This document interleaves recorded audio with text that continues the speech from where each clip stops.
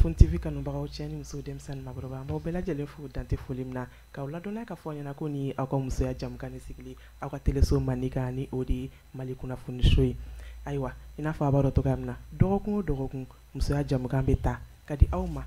don o don fɛn kura de b'a kɔnɔ dɔgɔkun o dɔgɔkun thème kura de b'an bolo o la bisa thème min de bɛ anw bolo o de ye musoya labɛn i y'a dɔn n'i ko musoya labɛn de don musoya labɛn fɛnɛ tɔgɔ tɛ dɔrɔn ko labɛn fɛn dɔ de b'a kɔnɔ min kan ka décortiquer min kan ka walawala o la san sera mɔgɔ ma ale de ye seko ni dɔnko tigilamɔgɔ dɔ ye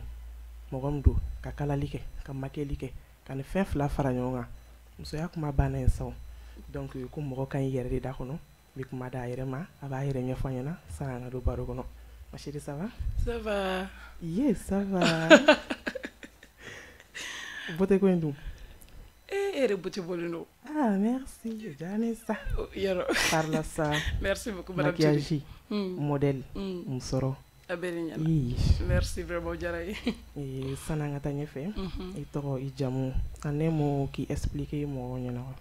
Ok, madame Turini Jarani. Seninga kuma be jama bela jini fo fa fa be kan jani wakatina. Me bela jini fo isikerola. Moi je me présente que madame Kouyaté Kadiatou Kouyaté. Moi, je me présente, Madame Kouyaté, Kadiatou Kouyaté. Ça.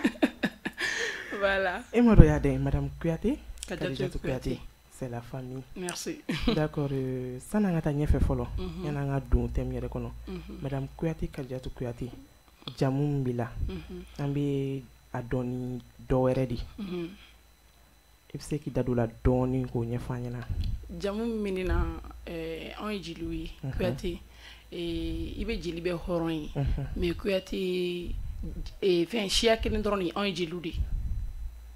si foyi t'anw na anw ye si kelen pe de i bɛ jeli bɛ hɔrɔn ye i b'a bamanan i b'a garankɛ ye mais anw ye si kelen pe ye. D'accord. Voilà. An bɛ jeliw bɛɛ lajɛlen fo nin yɔrɔ in na. D'accord sisan an bɛ don an ka baro kɔnɔ. Présentation tɛmɛnen kɔ ka bɔ yen i bɛ se ka musoya fɔ an ye dakuruɲɛ damadɔni na musoya ye mun de ye? Madame Touré, question in diyara n ye n'i ko musoya i y'a bɛɛ de fɔ ka ban musoya ye labɛn parili toilette a bɛɛ de b'a la donc n'i ko muso i y'a globaliser de musoya yɛrɛ ye parili ni labɛnni ani kɛwale a banna a tɛ tɛmɛ o kan parili labɛn ani kɛwale ni kɛwale ɲɛna ka to ka siri ɲumanbaw ta i n'a fɔ i kɛlen don k'a kɛ cogoya min na nin d'accord o faamuna sisan ɲininiw kɔnɔna la an y'a ye k'a fɔ ko i ye styliste ye i ye maquillikɛla ye i bɛ nin fɛn fila bɛɛ de exercer ɲɔgɔn fɛ exactement nin nana cogo di? Donc madame Touré kuma in diyara n ye kojugu n'i ye ne ɲininka na ne bɛ se ka nin kuma ne bɛ se k'a développer kosɛbɛ parce que i ye ɲininka fɛn na n bɛ fɛn min dɔn kosɛbɛ ne ka baara daminɛ ni maquillage de fɔlɔ d'accord ne bɛ se ka maquillage kɛ so kɔnɔna na ni maquillage kanu yɛrɛ sɔrɔ ni fɛn min ye genre comme musokɔrɔba dɛmɛ maquillage kanu nana n'o de ye donc situation kama n bɛ musokɔrɔba n bɛ fɛ n ba ka se yɔrɔ dɔ la n yɛrɛ hakilina bɛ fɛ k'a kɛ cogo min quoi mais jusqu'à présent a ma kɛ ten dɛ mais n kɔni bɛ se k'o kɛ n ye maquillage daminɛ so kɔnɔ mɔgɔw bɛ na n bɛ maquillage kɛ so kɔnɔ 3 mois n nana yɔrɔ dɔ dayɛlɛ an ka da la k'o kɛ salon ye yɔrɔ fitinin entre temps quelque temps aussi n ye yɔrɔ côté kelen fɛnɛ fara kan ka kɛ salon belebeleba ye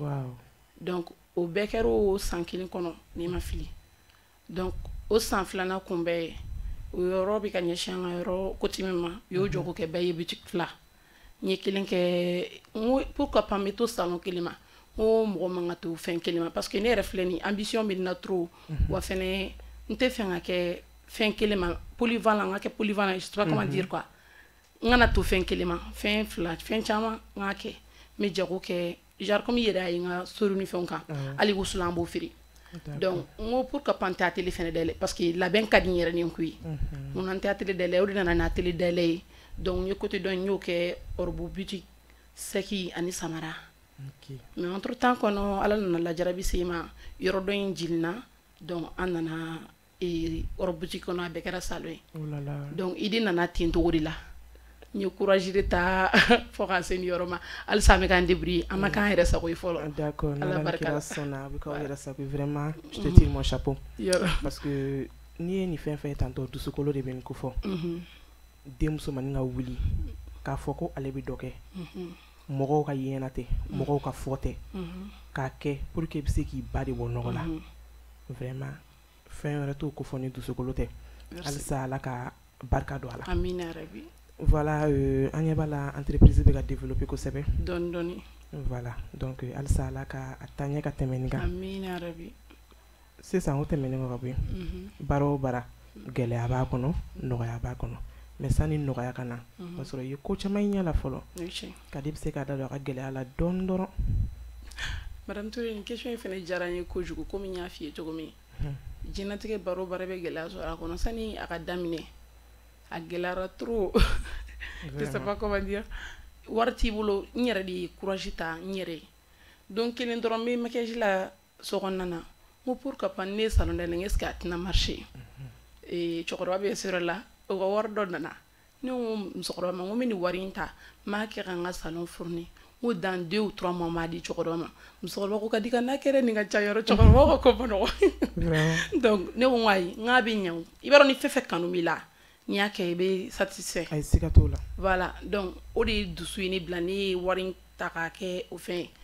sans cɛkɔrɔba yɛrɛ ka consentement a don m'a kɛ a ka consentement foyi t'a la donc ne y'a kɛ ten togo la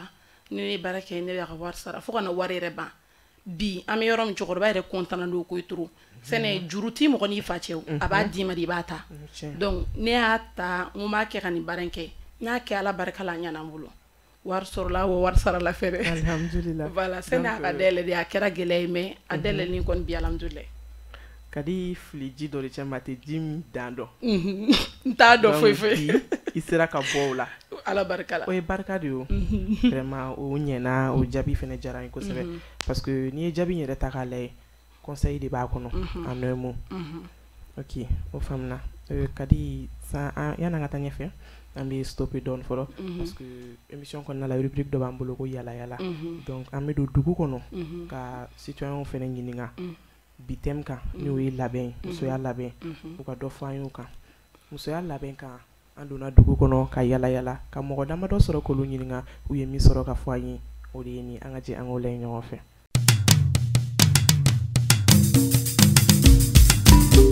Kuku aw bisimila ye Mali kunnafoniso jabarani kan an bɛna an ka yala yala kɛ bi an ka yala yala kɔnɔna na an bɛna kuma fɛn min kan o de ye musoya ni labɛn an bɛna yala ka don dugu kɔnɔ ka maa damadɔ ɲininka o hakilina la aw k'an si tantɔ.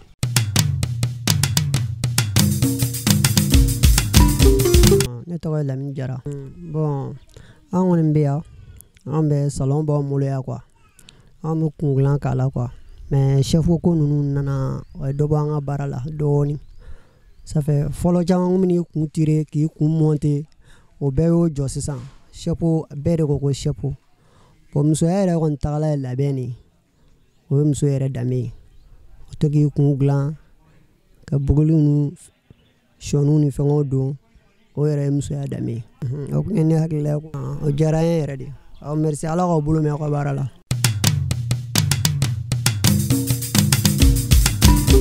Nse an tile sira jakite bisimila an nali a diyara n ye aw bɔra ka so aw nana aw ka so ala ka tile yɛrɛ d'a ma ala ka sababu ɲuman ka ɲi ala k'an kisi sababu jugu ma aw bɛ baara min na ala k'aw bolo mɛn a la ala k'an ka laɲiniw bɛɛ la sabati an ye ala ka niw kɛnɛya d'an ma fɛti donya ninnu ani kɔɲɔ ninnu k'an bolo don n yɛrɛ kɔrɔ a ka di ne yɛrɛ ye moyen ko b'a kɛ n mana moyen sɔrɔ wagati min na n bɛ n yɛrɛ labɛn a la n tɛ furu la dɛ n bɛ n faso de la n bɛ n kɔrɔkɛ de bara yan nɔ ne tɛ furu la ni n denw kɛni bɛ yan nɔ alhamdulilayi ne tɛ furu la n'i y'a mɛn i b'i labɛn nin ko dɔ de mais n'i tɛ cɛlasigi la ne bɛ na bɛn e cɛ ɲɛkɔrɔ cogo jumɛn na ou bien i bɛna dɔ de ɲini ka diyan n'i ma micro bɔ n da la. Mais dɔ ɲini ka di ma nana sɔnna parce que lamɛnbagaw b'a la k'an lamɛn nin waati.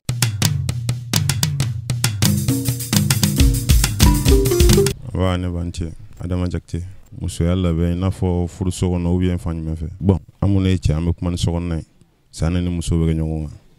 bon pour que muso ka labɛn so kɔnɔ cɛ kana bɔ a kana taa yɔrɔ la o bɛ sɔrɔ muso yɛrɛ kɛcogo de fɛ to k'i ko k'i jɛ cɛ na waati ka baara yɔrɔ la ka t'e sigi a ye ainsi de suite o dɔrɔn o bɛ o tɛ.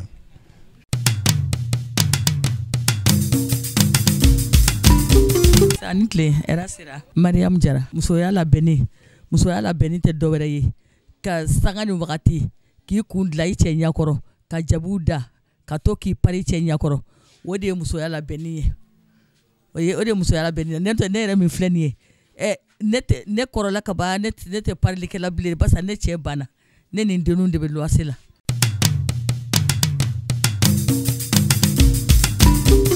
Mali kunnafoni show jabarani lamɛnbagaw an ka yala yala kɔnɔna na an ye min sɔrɔ k'o fɔ an ye o de ye nin a kana ɲinɛ ka like ka abonner ka tila ka partager aw k'an bɛn siɲɛ wɛrɛ. Voilà, ni ne tun b'an bolo rubrique yala yala kɔnɔna la. J'espère que a ye faamuyali caman sɔrɔ a kɔnɔ. Donc sisan nɔ an ni Kadi la joie bɛ taa ni ɲɔgɔn ye. Kadi ye Kadi dɔrɔn joie de don. Kadi gɛlɛya fɔra. Donc ko ne b'a fɔ alhamdulilayi bi o b'a sɔrɔ i tɛmɛna gɛlɛya fɛ. Mais gɛlɛya kɔfɛ i ye avantage jumɛn de sɔrɔ baara in na? Baara in kɛlen don ka nafa jumɛn de lase ma bi? Ko fɛn min yɛrɛ i t'i ɲinɛ a kɔ yɛrɛ. Madame Touré, ni ye ne ɲininka o kuma in na o question in diyara n ye kojugu. Ni ne ko n bɛna baara in nafa fɔ n'i ma don finman gasi i bɛ don jɛman gasi. Kuma ma nɔgɔn. Baara in nafa ne t'a fɔ ka ban. A nafa n tɛ se k'a fɔ ka ban yɛrɛ. A nafa belebeleba ye yɛrɛ Ala barika la i ma siri mɔgɔ la. I bɛ se k'i ka ko caman ɲɛnabɔ i yɛrɛ ye. Ala barika la o yɛrɛ ye belebele. O ye Ala sutura belebele. Donc olu bɛɛ baara in nafa dɔ ye. N tɛ se k'a nafa yɛrɛ fɔ ka ban. I ye baara in daminɛ avantage min kama.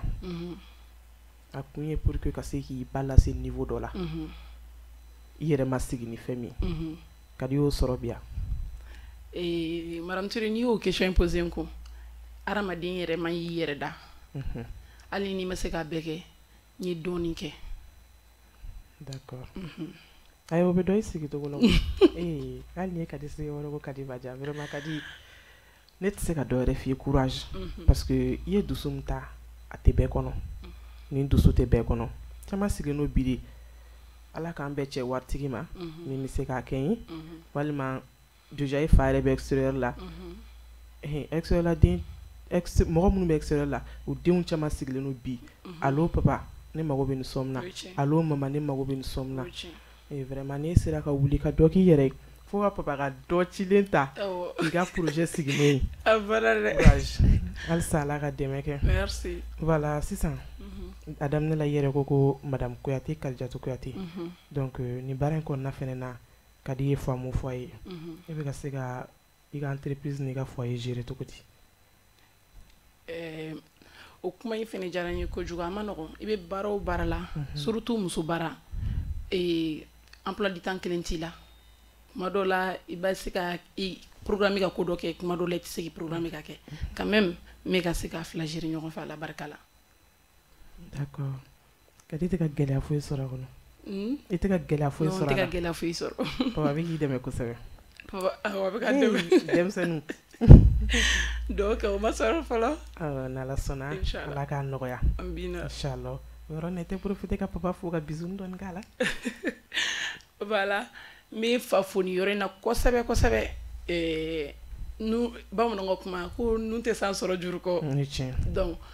Ala ye barika la. Diɲɛlatigɛ ko bɛɛ n'a sababu de don. Ne ye ko in kɛ don min a ko kuma cayara mais n yɛrɛ i b'a dɔn ni diɲɛlatigɛ fɛn fɛn kanu b'i la n y'a kɛ bɛ nɔ bɔ a la. A don n'a kun y'a diya a kun bɛ se ka fɔ non t'a di a kun t'a dɔn k'a bɛ bi sɔrɔ. Donc a ye courage min sɔrɔ k'a di yan n bɛ profiter ka diɲɛ fa ɲɛnɛma bɛɛ fo nin wagati la. Ala ka ɲɛ m'u la k'u ta fanga d'a ma halisa Ala k'an k'u sago ye. Ami ami. Voilà. Ala k'o duwawu minɛ. Sisan maquillage.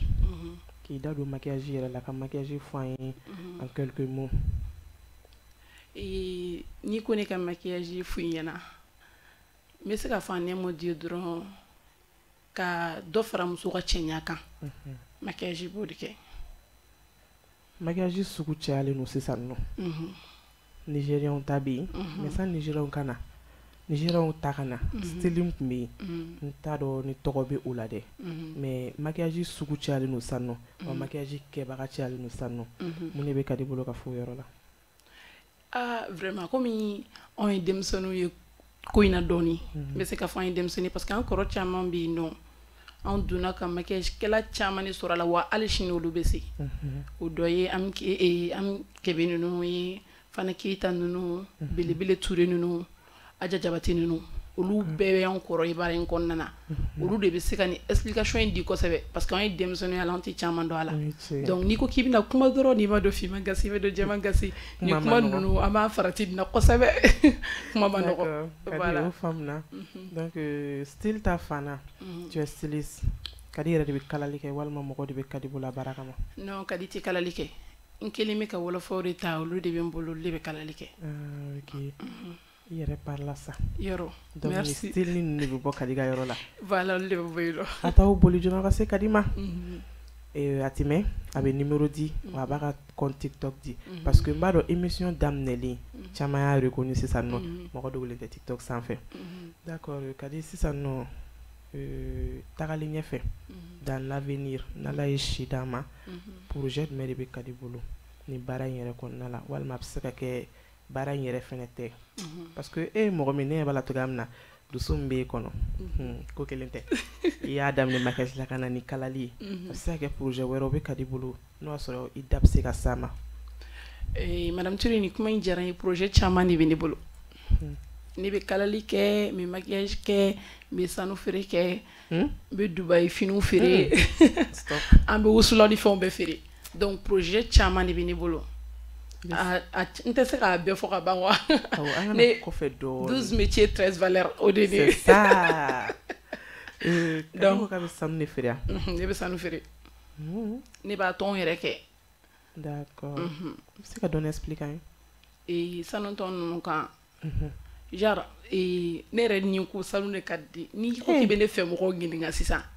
u b'a fɔ ko fɛn min ka di ye sanu de ne bɛ mɔgɔw ka wari minɛ dɔɔni dɔɔni 500 1000 2000 k'a garder n bolo ne b'a fɔ ko karisa n ko sani e ka taa nin bɛɛ tiɲɛ nin na n ko bɛ san n ko sanu san n ko de b'i pari ne bɛ courage d'u la hali ni sanu san man di a bɛ diya i ye a bɛ ten tɔ de d'accord voilà donc e b'i ka sanu c'est comme i bɛ yanni Dubaï de ɲɔgɔn cɛ quoi voilà n b'a commande kɛ Dubaï a bɛ na d'accord i ko k'i bɛ borodew fɛnɛ feere exactement ani ordinateur ninnu donc kadi est à la fois commerçante aussi voilà wow kadi i ɲɔgɔn man ca dɛ i bɛ tila ka tila k'i ka sekɛrɛ fɔ anw ye sekɛrɛ foyi tɛ kadi bolo an fɛnɛ bɛ se ka don business in kɔnɔ togoya min na yɔrɔ donc kadi o yɔrɔ la sisan nɔ i bɛ profiter ka conseil ni dɔ di muso denmisɛnninw ma minnu bɛ sigilen i bɛ tila baara la diplôme b'i bolo baara tɛ sɔrɔ ka sigi tɛ fo n ka n ka baara sɔrɔ o groupe i bɛ conseil di o groupe ma minnu bɛ sigilen ka boli de gauche à droite ko fo ne ka furu cɛ waritigi de ma o ka kɛ ne o ka pourquoi i yɛrɛ tɛ wuli i k'i ta ɲini ka kɛ fɛn ye i bɛ dɔ o groupe mɔgɔw ma minnu bɛ yen u sen ka kɛ n'u bolo ka kɛ n'u bɛ yaala la u kunfɛ su ani tile u tɛ poro ɲɛ u tɛ poro para poro ɲɛ min mana poro ka d'u ma o fana bɛ poro woto ka b'u bolo o fana groupe bɛ yen mais ne ye groupe damadɔni fɔ sisan nɔ conseil kelen min bɛ se ka nin bɛɛ fara ɲɔgɔn kan don kulu kelen kɔnɔ madame Touré o kuma in diyara n ye kojugu adamaden bɛ k'i yɛrɛ de ye tellement a ka di ne yɛrɛ ye mɔgɔ si kana sigi hali ne bɛ formation kɛ n ka make-up kɛyɔrɔ la muso npogotigininw bɛ taa formation kɛ ni ne yɛrɛ ye muso sigilen tɛ baara kɛ ne yɛrɛ bɛ conseil d'i ma n ko karisa wuli ka dɔ kɛ fa ta ba ta yɛrɛ ta ni ɲɔgɔn tɛ bi bɛ furu e bɛ se ka t'i jɔ cɛ da la ko karisa 1 million di yan ta n bɛ taa sanu san cɛ jɔn b'o ɲa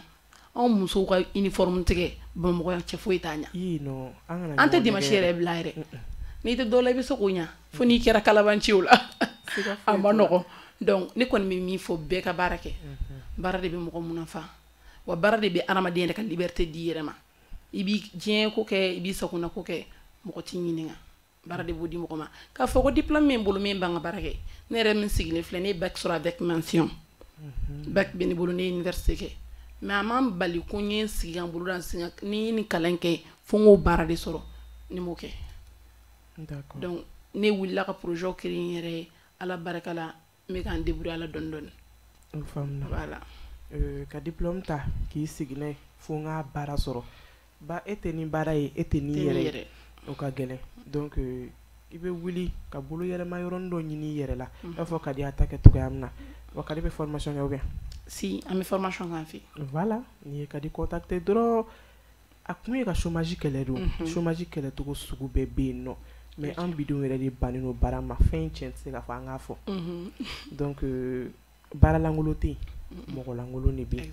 baara kolon tɛ yen nɔ wa baara la dɔgɔya tɛ sara la dɔgɔya tɛ déjà e bɛ ka se ka dɔrɔmɛ kelen kɛ 2 ye i tɛ k'a suɲɛ i tɛ k'a ŋanamu f'i bɛ k'a sɔrɔ i wɔsili la i b'a fɔ la ko alhamdulilayi taa ɲɛfɛ i fana bɛ se ka kɔrɔlen dɔ lakali mɔgɔw ye donc ne bɛ se k'o de sɔrɔ k'o fara Kadi ka nin kuma in kan Kadi sisan nɔ an ka rubrique 2nan o de ye astuce chaque semaine an bɛ fɛn dɔ recherche kɛ ka don a profondeur la n'an ma don a profondeur la dɔɔni nafani minnu b'a la an b'o fɔ mɔgɔw ɲɛna donc ni tulo yɛrɛ donn'o la i yɛrɛ fana bɛ se ka recherche kɛ ka fara o kan fɛn min bɛ ne bolo bi o de ye citron lemurukumuni donc caman bɛ lemurukumuni dɔw caman b'a nafa dɔn a bɛ se ka kɛ ne bɛna fɛn minnu fɔ mɔgɔw b'o dɔn ka tɛmɛ quoi a fɔlɔ o de ye ka graisse éliminer ka bɔ mɔgɔ fari la lemurukumuni ye fɛn min ni bɛ ale min sɔgɔma joona fɛ dɔw b'a bisi ka gansan min o tɛ baasi ye dɔw fana b'a kɛ ji la ka min o tɛ baasi ye hali n'a m'i fasa a b'a to graisse ni fɛn toxique min bɛ sigi mɔgɔ fari la a b'o éliminer ka bɔ i fari la pewu donc ka na ni kɛnɛya ye o bɔlen kɔfɛ yen mura ni sɔgɔsɔgɔ lemurukumuni ka fisa o fana ma kosɛbɛ an ka fɛn dɔ bɛ yen ko kɔgɔnifin je sais pas ni b'ale dɔn donc ni bɛ lemurukumuni bisi ka kɛ bɔli la k'ale ni kɔgɔnifin ɲagami ɲɔgɔn na k'a to kɔgɔnifin ka yɛlɛ très bien k'ale min sɔgɔsɔgɔ bɛ tunu pewu donc mura ta fan na n'i y'a ni Lipton kalama hali ni ma Lipton yɛrɛ k'a la ji kalama dɔrɔn ka lemurukumuni bisi ka kɛ ji kalan na ka bɔnbɔn farima dɔ k'a la o fana ka fisa mura ma donc ale tɛmɛnen kɔ ka bɔ yen tuguni anti inflammatoire don jenini da walima ni jeli bɛ fɛ ka infecté lemurukumuni ka ɲi o fana ma kosɛbɛ ni mɔgɔ jiginna yɔrɔ min na ka girin ka lemurukumuni k'a yɔrɔ la a b'a to jeli tɛ avancer a tɛ taa yɔrɔ si voilà o bɔlen kɔ yen fɛnɛ a bɛ se ka an bi musow ka ko gommage lemurukumuni ye fɛn caman base n'est-ce pas tuluw bɛ yen nɔ gommagew bɛ yen hali safunɛ lemurukumuni kɛlen don an ka musoya je sais pas comment dire produit ninnu base ni ko produit éclaircissant ko tɛ dɛ musoya labɛn la quoi voilà farikolo ta fan et puis ça protège aussi ni ko ça protège n tɛna se ka a fɔ ko n b'o approfondir cogo sugu dɔ la sinon n bɛ kɛ nkalontigɛla ye mais ni min sɔrɔ mɔgɔkɔrɔbaw fɛ i ka bolifɛn n'i ye lemurukumuden damadɔni ta ka bila o kɔnɔ ani i ka sakamɛ musow dɔrɔn tɛ dɛ cɛw bɛ saka dɔw bɛ k'olu bolo walima saki min bɛ porter o bɛ k'olu fana bolo donc hali n'a kɛra den kelen den fila ye ka to k'a bila i ka saki kɔnɔ hali n'a jara i b'a to i ka saki kɔnɔ a tumu ma k'o fana ka ɲi mɔgɔ ma kosɛbɛ donc ne ye fɛn minnu sɔrɔ lemurukumuni kan o de ye nin a bɛ se ka gɛrɛ mɔgɔkɔrɔbaw la ka ɲininkali kɛ nafa wɛrɛw bɛ sɔrɔ lemurukumuni na min tɛ nin si ye mais ne fana ka dɔn ta danna nin ne ma bi parce que dɔ bɛ Kadi bolo ka fara kan vraiment don o don tulo fɛnɛ bɛ taa kalanso ne yɛrɛ ye fɛn mɛn a la bi ne ma deli k'olu mɛn a la quand même quand ne b'a dɔn ko lemurukumuni ka ɲi ɲɛda ma kosɛbɛ hali graisse bɛ kɛ ɲɛda la n'i ye lemurukumuni appliquer a kan a ka ca Ala fɛ a bɛɛ bɛ bɔ a la voilà o tɛmɛnen kɔ ka bɔ yen sisan nɔ Kadi émission bɛ ka se a kuncɛma yɔrɔ ma donc folikan jumɛn de bɛ Kadi bolo fɔlɔ ka lase an lajɛlikɛbagaw ma ani ka client ani ka abonné a banna madame Touré ni kuma in diyara n ye kojugu folikan min bɛ ne Kadi bolo ne bɛ fɔlɔ k'aw yɛrɛ de fo madame Touré yɛrɛ fo halisa Ala ka dɔ fara aw ka cɛsiri kan tɔgɔndaw la Ala ka dɔ fara a kan min t'an fili an yɛrɛ ma donc ne bɛ n profiter nin fɛ min ka abonné bɛɛ lajɛlen fo k'an kanubaga bɛɛ lajɛlen fo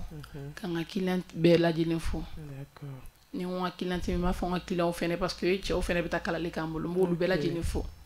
donc ka bɛɛ lajɛlen fo n bɛ n to nin yɔrɔ la k'an profiter nin fɛ k'an ba sanumanba in fo Alimata Sakɔ i y'a mɛn bi Kadi Ala n'ale sababu de don n bɛ n balima bɛɛ lajɛlen fo ka tila k'an ka foli belebeleba lase team Kadi Makeup jama bɛɛ lajɛlen ma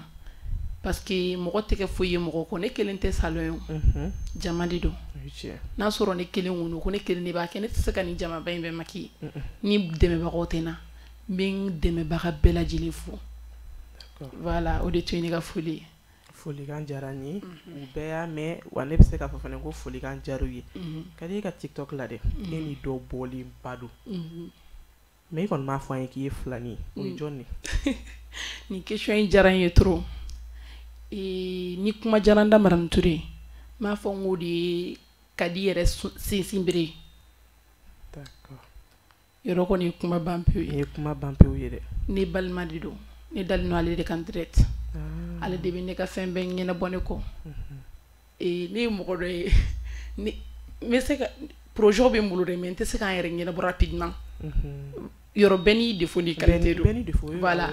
donc ale de bɛ ne ka fɛn bɛɛ ɲɛnabɔ n kɔfɛ ale de bɛ n conseiller donc n tɛ se k'a nin yɔrɔ la n b'a fo kosɛbɛ elle s'appelle Madame Kuyate Nene Kuyate Madame Kuyate Nene Kuyate voilà ne yɛrɛ bɛ fara Kadi kan k'i fo kosɛbɛ dan tɛ foli min na mɔgɔ o mɔgɔ bɛ fara i kan k'i dɛmɛ i ka projet la n'a ka d'a ye bi bi in na a kɛtɔ bɛ kuma in kan dɛ diɲɛ bɛ ka taa yɔrɔ dɔ la sinjiya tɛ yen exactement n'a ka d'a ye a bɛ se ka fɔ nin filɛ nin a t'a yɛrɛ ɲɛnabɔ a bɛ se ka projet ta ka san 10 kɛ ka sɔrɔ a ma projet in sigi n b'a tɔ lanɔgɔ a kɔnɔ mais mɔgɔ min sɔrɔla min bɛ conseil ɲɛnama d'i ma k'i bilasira k'i soutenu n tɛ se k'a fɔ k'i ka idée appuyer vraiment ni foli ka kan an b'i fo kosɛbɛ ka tila ka f'i kala k'i sara halisa Ala ka balimaya to amina rabi d'accord i da sera mama fɛnɛ tɔgɔ ma donc foli belebele an b'u lase mama yɛrɛ ma an b'a fɛnɛ fo kosɛbɛ ka profiter ka woloba ɲumanw bɛɛ lajɛlen fo ne yɛrɛ bɛ kuku lase Madame Sanogo Fatumata Samake ma Monsieur Sanogo ka daron a b'a faamu d'accord Kadi sisan nɔ o bɔlen ko ye i bɛ numéro di numéro min bɛ sɔrɔ a kan à tout moment baara sira kan o numéro est 75 44 92 49 ni mon numéro yɛrɛ sɔrɔ i bɛ 72 46 29 59 d'accord ok aw ye numéro mɛn numéro de ye nin Kadi bɛ lasɔrɔ numéro min na ni ye nin numéro contacté ni ma Kadi lasɔrɔ Kadi ka kuma la n bɛ segin kɔfɛ ka na dɔɔnin don min na ne bɛ Kadi contacté ne y'a kɔrɔmuso yɛrɛ de sɔrɔ kɔrɔmuso de tilala ka lien don ni Kadi ɲɔgɔn cɛ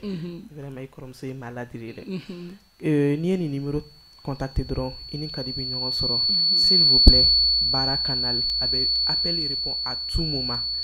bɛɛ t'o kɛ dɛ voilà donc Kadi an ka bɔlɔlɔ bɛ yen bi fɛn min kɛlen don ka mɔgɔw ladɔn kosɛbɛ a sira ka teli dɔɔnin quoi mɔgɔ dɔ wulankolo yɔrɔ ye mais e ni ɲɔgɔnnaw kɛlen don k'a ta ka kɛ baarakɛyɔrɔ ye a bɛ ka nafa ladon kosɛbɛ ni o de ye TikTok ye hey fɛn kelen tɔgɔba ye TikTok donc an b'o den kɛrɛfɛ Kadi ka compte TikTok tɔgɔ ye jumɛn ne ka compte TikTok tɔgɔ Kadi Makeup 1 Kadi Makeup 1 Kadi style fɛnɛ b'an TikTok kan Kadi style fɛnɛ bɛ yen nɔ o ye ka compte fila TikTok sanfɛ n'i y'o tapé dɔrɔn i bɛ Kadi sɔrɔ n'i donn'a kɔnɔ wallahi ne yɛrɛ bɛ se ka témoin nimisa t'a la i bɛ se ka tilen ka Kadi ka modèle lajɛ f'i da bɛ waga wa la importance ye min ye Kadi t'a ka vidéo dogo n'i ye Kadi i mago mana se Kadi ka modèle ma dɔrɔn n'i bɛ fɛ k'a télécharger Kadi kɛlen don ka téléchargement activé à tout moment munna i b'o kɛ quand même ne b'o ye mɔgɔ la u b'u ka je sais pas u b'a vidéo kɛ a tɛ se ka enregistrer hali n'i dafa ba la i garisɛgɛ min i b'o de sɔrɔ munna ne bɛ n ka vidéo k'a bila privé la ka tɔn kelen kun ne tɛ se ka mɔgɔ fini bɛɛ kala o a mana kɛ cogo cogo i b'i garisɛgɛ de kala donc ne garisɛgɛ bɛ mɔgɔ minnu na olu bɛ bɔ fo ba kɔ ni baara ɲɛ kana ne sɛgɛrɛ ne sigiyɔrɔ la donc ne bɛ n ka client fidèle de fo dɔrɔn d'accord Kadi o faamuna donc sisan an yɛrɛ bɛ e de fo ka na an ka wele jaabi ne ka Kadi ne ye numéro ta TikTok kan ka numéro contacté ne ni Kadi kɔrɔmuso de ɲɔgɔn sɔrɔ o su kelen a ye Kadi passé ne ma o su kelen ne ye Kadi sɔrɔ Kadi ma gɛlɛya foyi don ne ka ko la donc an b'i fo kosɛbɛ halisa Ala k'i bolo mɛn i ka baara la halisa Ala ka barika don a la objectif min b'i la Ala k'a taɲɛ ka tɛmɛ nin bɛɛ kan Ala ka musokɔrɔba ni cɛkɔrɔba mɛn an kɔrɔ ka balimaya to merci beaucoup Ala k'o dɔw minɛ merci beaucoup Madame Touré i yɛrɛ mɔgɔ ɲɛnama ko ne ye mɔgɔ ɲɛnama ye d'accord merci o diyara n ye Mali Kunnafoni TV kanubagaw ni ne tun b'an bolo ka yira aw la ni ne kɛra aw garisɛgɛ ye bi musoya labɛn ale thème kan j'espère que aw ye faamuyali caman sɔrɔ labɛn kan ani conseil parce que Kadi ye courage min ta ka wuli k'a jɔ bɛɛ tɛ se ka courage ɲɔgɔn sɔrɔ mais n'i y'a objectif ta ko dɔ kan i n'a fɔ Kadi y'a ta a ba de kama là i bɛ wuli k'i jɔ donc o boy ni willa k'i cɛsiri i bɛ don dɔ sɛgɛn de ye mais i bɛ tila ka fɔ alhamdulillah ala tɛ mɔgɔ si da ka tila ka tɔɔrɔya da i kan k'i ka tila ka sa ten donc an b'a ɲini ala fɛ halisa ala k'an ka projet courage don an na ka tila ka fanga don an na donc on se dit bye bye à la semaine prochaine